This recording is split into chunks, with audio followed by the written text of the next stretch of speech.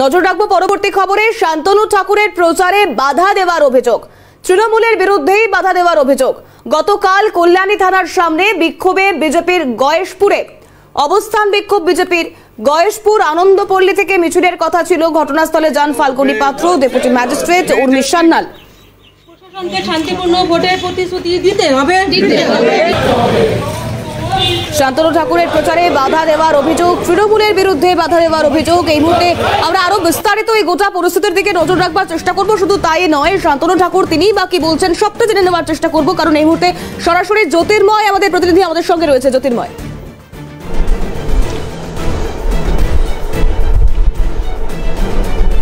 দেখো, এই মুহূর্তে আমরা রয়েছি শান্তনুবাবুর বাড়িতে রয়েছি। তিনি গভীর রাতে ফিরেছেন। গতকাল গয়েশপুরে যে ঘটনা ঘটেছে, বিজেপিকে বাধা দেওয়া হয়েছে, প্রচারে বাধা দেওয়া হয়েছে। শান্তনুবাবু অভিযোগ করেছেন যে তারা ভয় পেয়ে গিয়ে বাধা দেওয়ার চেষ্টা করছে। তারা পাশাপাশি তৃণমূল অভিযোগ করছে পরিবার বা পরিবেশ যেখানে আছে অশান্ত করার জন্য এখানে বিজেপিরা আসছেন। কিন্তু কি বলছেন শান্তনু ঠাকুর, তার প্রতিক্রিয়াটা আমরা একটু জেনে নেব। কি বলবেন শান্তনুবাবু গতকালের এই ঘটনা? গতকাল গয়েশপুর বেদি ভবনে নবপল্লী বলে একটা ময়দান আছে, সেখানে আমরা গেছিলাম। মূলত আমাদের একজন বিজেপি ভাবাপন্ন মানুষ, তিনি বোমের আঘাতে গুরুতরভাবে আহত হয়েছেন। তার বাড়িতে গিয়ে আমরা তাদের সহানুভূতি এবং তাদেরকে সহযোগিতা করবার জন্য আমরা ওখানে গেছিলাম। আমাদের কোনো রকম কার্যক্রম ছিল না যে আমরা ওখানে কার্যক্রম করব। সেখানে যখন বেদি ভবনের ওই নবপল্লীর মাঠে আমরা নামি, বাড়ি দিকে যাওয়ার রওনা করি, তৃণমূলের দুষ্কৃতী হারমাদ এরা লাঠি সোটা নিয়ে আমাদের উপরে চড়াও হয় এবং রীতিমতো অকথ্য ভাষায় গালিগালাজ, মারপিট আমাদের জেলা সভাপতির হাতে লেগেছে। আমাদের ওখানের মহিলা মোর্চার বিভিন্ন যারা কার্যকর্তা তাদের কেন বাধা দিচ্ছে? ওরা ভয় পেয়েছে 5 লাখ ভোটে হারবে। ওরা ভয় পেয়েছে সমস্ত জায়গাতে। গোবরডাঙ্গাতে গতকালকে মারপিট করেছে, আমাদের ছেলেপুলেদের হসপিটালাইজড করেছে। এভাবে গণতন্ত্রকে রুখে রাখা যাবে না। আমি কলা বাগানের মধ্যে বোমা পাওয়া গেল, আপনাদের কর্মী কাজ করে গরু বেঁধে ফেরার পথে ইনজিওর হলো, আরো একাধিক বোমা সেখানে পাওয়া বা ছড়িয়ে ছিটিয়ে আছে, এমনটাই দাবি উঠেছে। মানে এই বোমাগুলো কারা আনছে, কেন আনছে? এ তো টিএমসি তো ওখানে ভোট করতে দেয় না, কাউকে ঘর থেকে বেরোতে দেয় না, এমন পরিস্থিতি টিএমসি ওখানে তৈরি করে রেখেছে। এবং শুধু তাই নয়, ওখানকার যিনি কাউন্সিলর রয়েছেন সে রীতিমতো মদ্যপ অবস্থায় এসে সিগারেট টানছে, মেয়েদের মুখে ধোয়া দিচ্ছে, সুস্থভাবে দাঁড়াতে পারছে না সে। এই হচ্ছে মমতা বন্দ্যোপাধ্যায়ের কালচার। সে দাঁড়াতে পারছে না, গালাগালি করছে, এবং আমরা যখন প্রতিবাদ করি সে বলছে এই সিগারেট খাবো না, গাঁজা খাবো। এই হচ্ছে তার মুখের ভাষা। পুলিশ দাঁড়িয়ে দাঁড়িয়ে দেখছে। বিক্ষোভ যদি করার হয়, মারার যদি দরকার হয়, সে রীতিমতো চ্যালেঞ্জ নিয়ে চেয়ার পেতে বসেছে মহিলাদের সামনে, এবং তার আগে অলরেডি মারপিট কমপ্লিট। আমরা ওখানে যার জন্য 3.5 ঘন্টা বিক্ষোভ করেছি। 3.5 ঘন্টা থেকে 4 ঘন্টা আমরা বিক্ষোভে বসেছিলাম। প্রার্থী, আপনার তো অধিকার যে এলাকায় গিয়ে প্রচার করা, সেখানে পুলিশ আপনাদের কি সহযোগিতা? আমি একটা জিনিস বুঝে পাই না, গয়েশপুর তো ইন্ডিয়ার বাইরে কোনো জায়গা নয়, তাহলে পশ্চিমবঙ্গের মতো এরকম সন্ত্রাসী জায়গা কতগুলো জায়গা আছে যেখানে ভোট করতে দেওয়া হয় না এখনো ইভেন। আমি ইলেকশন কমিশনকে নজরদারি করাতে চাই এই বিষয়টার উপরে, যে গয়েশপুরে যে ঘটনা গতকালকে ঘটেছে এবং বিগত বহুকাল ধরে ওখানে যে ভোট করতে দেওয়া হয় না, আপনারা ওখানে অবজারভেশনে রাখুন, না হলে ওখানের মানুষের অবস্থা ভোটের সময় খুবই দুর্বিষহ হয়। বোমা উদ্ধার, মানুষের মধ্যে কিন্তু আতঙ্ক তৈরি হয়েছে। এগুলো সব টিএমসির এই দুষ্কৃতীরা যেদিন ভোট পুলিং হবে সেদিন কি ওখানে সন্ত্রাস করবে, যে কারণে বোমাগুলো বিভিন্ন জায়গায় মজুত রেখেছে। কিন্তু সেখানে সাধারণ মানুষেরা আজকে তারা উন্ডেড হচ্ছে, আজকে তাদের মৃত্যু হচ্ছে। এইগুলো প্রশাসন সামনের উপর দাঁড়িয়ে থেকে দেখছে, আর পুলিশ মন্ত্রী, মুখ্যমন্ত্রী পুলিশ মন্ত্রী হয়ে এগুলোকে প্রক্সি দিচ্ছে দাঁড়িয়ে। জেলার সুপার, অতিরিক্ত সুপার যিনি আছেন, উনি এসে আমাদের তুলে দিতে চাইছেন। যারা আজকে আমাদের মহিলাদের গায়ে হাত দিল, যে সমস্ত লোকগুলো আজকে ওখানে অ্যাবিউজিং করলো, খিস্তিকামারি করলো, তাদেরকে পুলিশ একবারও বলছে না চলে যেতে। গয়েশপুরের চেয়ারম্যান যিনি তৃণমূল নেতা, যে তিনি বললো যে এখানে ওনারা এসছেন পরিবেশ অশান্ত করবার জন্য, প্রয়োজন হলে আরো মানুষ এখানে আসবে, তারা সাধারণ মানুষ, তারা অশান্তি চাইছে না তাই এসছে। কে অশান্তি করতে গেছে ওখানে? কেন অশান্তি করতে যাবে? কি উদ্দেশ্যে অশান্তি করতে যাবে? একজন প্রার্থী যদি কেন বাড়িতে দেখা করতে যায়, কিসের অশান্তি? আপনি ওখানে মদ্যপ অবস্থায় ছিলেন কেন? মেয়েদের মুখে সিগারেটে ধোঁয়া দিচ্ছিলেন কেন? সেই প্রশ্নের জবাব দেবেন। পুলিশের সামনে ও সেইগুলো করেছে। পুলিশ সেখানে অপরক লাস্টে ওখানে বিএসএফ আসতে বাধ্য হয়েছে।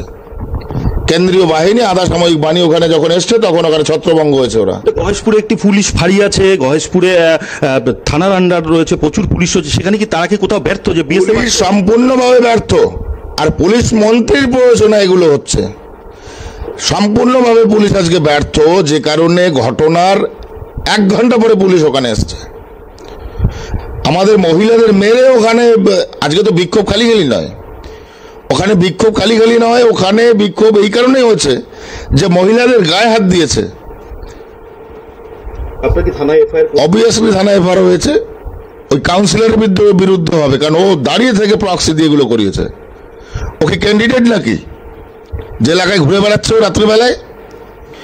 কি কারণ ওদের এটা করার কারণ কি? আরে ওরা ভয় পেয়েছে, মুখ্যমন্ত্রী ভয় পেয়েছে, পুরো টিএমসি ভয় পেয়েছে যে গোহারা হারবে এখানে, যে কারণে আজকে এই পরিস্থিতিগুলো সৃষ্টি করছে। ওই এলাকায় তো আপনারই বিধায়ক আছেন, আপনাদের দলের অসীম সরকার, যদিও তিনি বর্তমানের প্রার্থী, মানে তিনি এ বিষয়ে কি আপনাদের সঙ্গে? অসীম সরকার নয়, ওখানে অম্বিকা রায়। অম্বিকা রায় ওখানে, উনি এখানে নেই, দিল্লিতে আছেন, কিন্তু ওনার শালিকা ওখানে এসেছিলেন, যে মহিলা আমাদের সংগঠনের সঙ্গে যুক্ত, সবাই ছিলেন ওখানে। ওখানে মহিলাদের গায়ে হাত দেওয়ার পরে প্রচুর মহিলা ওখানে এসছে। ইভেন আমাদের রাজ্য নেতৃত্ব যে আছে ফাল্গুনি দি ওখানে এসেছিলেন। আপনাদের কি এটা নিয়ে নতুন করে আর কোনো আন্দোলনের পরিকল্পনা আছে?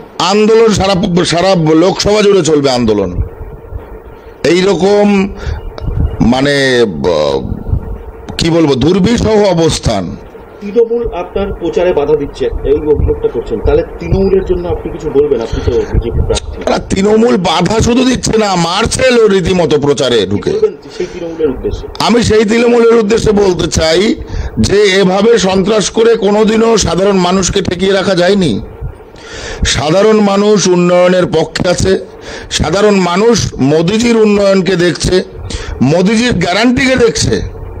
মোদিজির গ্যারান্টিকে দেখে আজকে ভারতবর্ষকে, ঠিক আছে, 5ম বৃহত্তর অর্থনৈতিক দেশ হিসেবে আজকে মোদিজি নিয়ে গেছেন। এখানে বাংলার মানুষ না খেয়ে মারা যাচ্ছে, বাংলার মানুষ সন্ত্রাসে মারা যাচ্ছে। এই মুখ্যমন্ত্রীর প্ররোচনাতে আজকে এগুলো সমস্ত কিছু হচ্ছে। বনগাঁ লোকসভা মতুয়া অধ্যুষিত বলেই পরিচিত, সেখানে আপনি সিএ লাগু করেছেন। এটা কি বিরোধী দলরা কি ভয় পেয়ে গেছে, বা মতুয়ারা কি আপনাদের? অবভিয়াসলি ভয় পেয়েছে। সিএ আমরা গ্যারান্টি দিয়ে বলেছিলাম যে ভোটের 1 দিন আগে হলেও সিএ হবে, এবং এই সিএ আমি বলতে চাই এটা সম্পূর্ণভাবে নিঃশর্ত। তৃণমূল যতই এ নিয়ে প্রোপাগান্ডা রটাক, আপনারা কেউ বিশ্বাস করবেন না। সকল ভারতবর্ষে যারা উপাস থেকে এই 5 ধর্মের মানুষ এসছেন, সকলে নাগরিকত্ব পাবেন।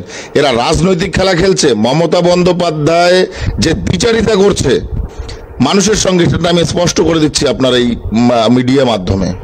পলিটিক্যাল অবস্থানে দাঁড়িয়ে মমতা বন্দ্যোপাধ্যায় বলছে ভোটার কার্ড, রেশন কার্ড থাকলে সে নাগরিক।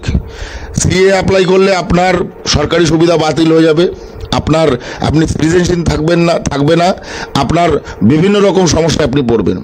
অপরদিকে পুলিশ মন্ত্রী হয়ে পাসপোর্ট ইনকোয়ারির সময় ডিআইবিকে দিয়ে 71 সালের আগে দলিল চাইছেন কেন আপনি? আমি তো ভোটার কার্ড, রেশন কার্ড দেখিয়ে আপনি পাসপোর্ট করে দেবেন আমাকে, স্টেজে দাঁড়িয়ে বলছেন। তাহলে ভোটার কার্ড আর রেশন কার্ড দেখে আপনার ডিআইবি কেন পাসপোর্ট ইনকোয়ারি করতে গিয়ে ওটা দেখে পাসপোর্ট ভেরিফিকেশন করছে না? এই লোকসভার ভোট যত এগিয়ে আসবে, এই সন্ত্রাসের বাতাবরণ কি আরো তৈরি হবে? যেমন গতকাল একটা ভয়ঙ্কর রাজনৈতিক উত্তেজনা, একদিকে আপনারা রয়েছেন, আরেকদিকে তৃণমূলরা রয়েছে, পরস্পর সামনাসামনি স্লোগান দিচ্ছেন, মধ্যে পুলিশ অসহায় বাধ্য হয়ে রাত্রে বিএসএফ বা আধা সেনা ঢুকে সেই পরিস্থিতি নিয়ন্ত্রণ, বা এই যে ভোট আসছে, এই ঘটনা কি আরো বারবার আরো বেশি পরিমাণে? টিএমসি সংগঠন এখানে কিছু নেই আর। টিএমসি ভেঙে দুর্বার গতিতে একদম নদীতে পতন হয়েছে ওদের। ভারতীয় জনতা পার্টির অস্তিত্ব গয়েশপুরের মতো জায়গাতে আছে, তাই টিকে থেকে ভারতীয় জনতা পার্টির সমস্ত সদস্যরা ওখানে লড়াই দিয়েছে যে বিজেপি এক পা তার জমি ছাড়বে না, তার যোগ্য যে অধিকার সেই অধিকারের থেকে তার এক পা পিছু সরবে না। ধন্যবাদ শান্তনুবাবু, ধন্যবাদ। সিএনএ সঙ্গে থাকবেন। একেবারে এই জ্যোতির্ময় এতক্ষণ কথা বলছিলেন শান্তনু ঠাকুর, এবং সেক্ষেত্রে দাঁড়িয়ে যে অভিযোগগুলো রয়েছে সেদিকেও অবশ্যই পরবর্তীতে আমাদের নজর থাকবে। আপাতত ধন্যবাদ জানাবো, জ্যোতির্ময় সরাসরি ছিলেন আমাদের সঙ্গে।